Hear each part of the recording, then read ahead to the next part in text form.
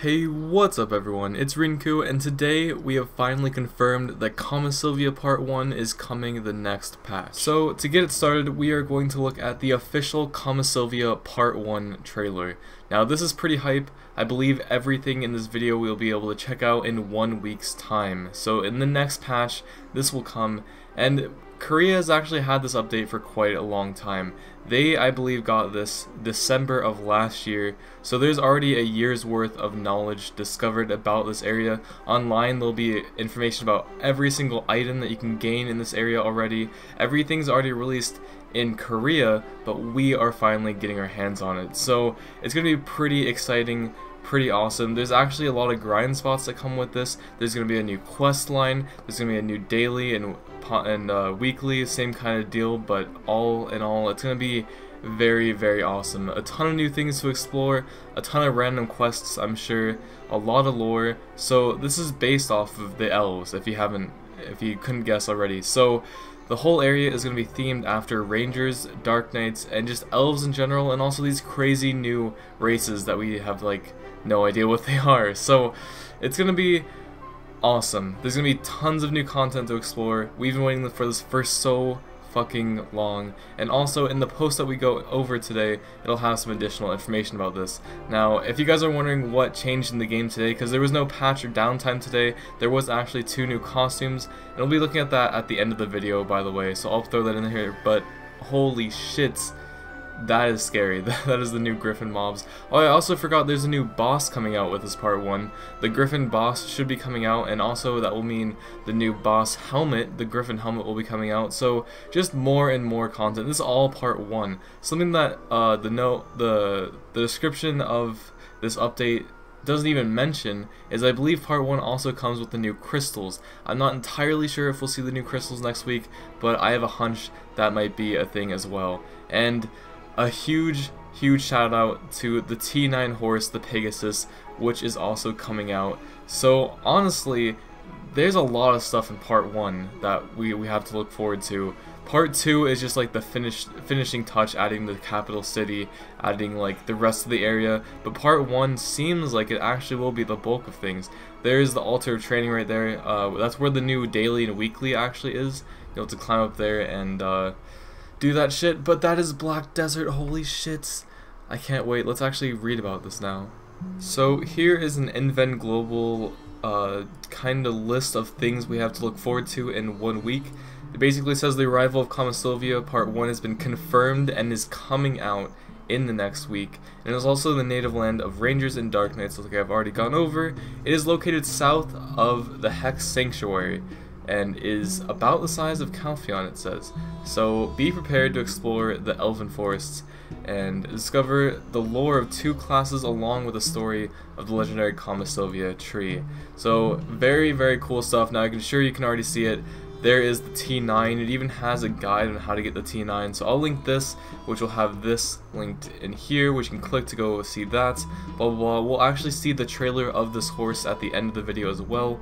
To wrap everything up, but yeah, all the information on that is already on the internet, so that's gonna be pretty cool.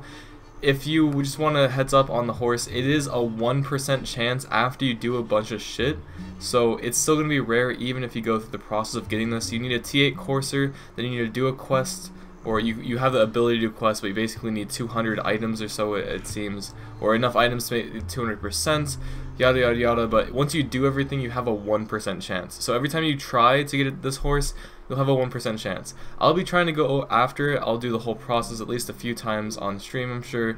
But yeah, it's anyone's game, and whoever's gonna get that 1% proc. But yeah, so celebrating the big event, or the big update, there's going to be events for this patch 1, so look forward to that. The Alchemist of Kamasylvia and the growth of the Kamasylvia tree seem like events that may come out if it's going to be identical to Korea.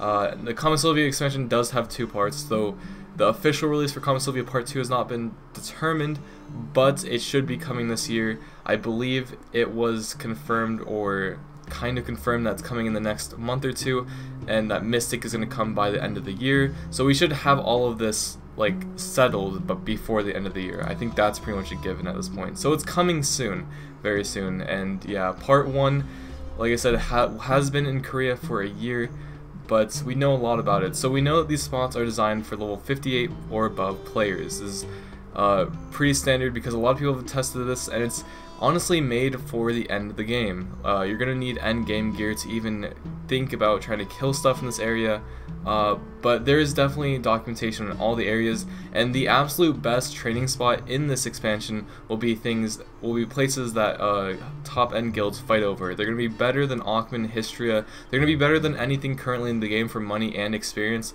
in a full party setting. So it's gonna be something where high level players actually want to go to. I would say all the rest of the monsters besides that one high level area is not too interesting, but there are some enemies that drop stuff for the TA9 horse. There's stuff, they drop stuff for the new crystals, and they're also going to drop new accessories that do extra damage on Kamasylvia mobs, which if you're grinding the end game location like I was talking about a second ago, that'll help. So there's going to be reasons to actually train here. Now, I'm not sure how popular these places are, but it's going to be interesting. And here is also the Griffin helmet if you want to know. So its items effects are all resistance plus 5% and damage reduction plus 3. I'm not entirely sure how it's going to compare to Gaiath. Honestly, I've heard a lot of opinions and such. I believe most people are saying that you want Griffin. It seems better in most situations.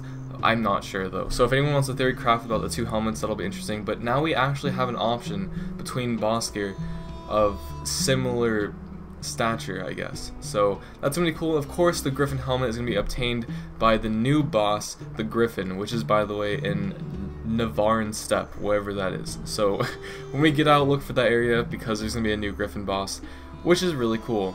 And last but not least, the altar of training. You guys saw in the trailer a little bit ago. On the mountain, there's like an altar where you have to protect. It's basically like the Savage Rift, but without the crazy guns and flame towers. It's just like you defend the tower with your own skills.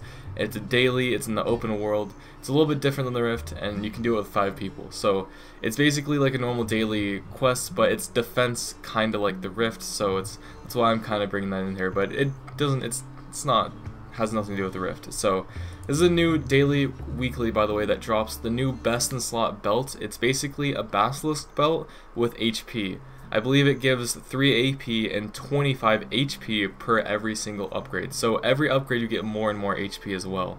So that pretty much makes it the best in slot belt as far as right now goes for AP, and that is gonna wrap it up. So really quickly, I'm gonna go in game for North America and see our new 2 sets. This is like, they didn't have a patch this week, but they did add new armor sets in game. So we're gonna look at that, and then at the end we're gonna look at the new, or it's not new, but the trailer for the horse that's coming to us, which is new. So first up we have the Ranger set. This is the Maraude Star, I don't know how to say names, but it looks pretty cool. They've had this in Korea for a while. It looks sparkly. I bet you could dye it really cool. But yeah, we finally got it, and with the awakening weapon.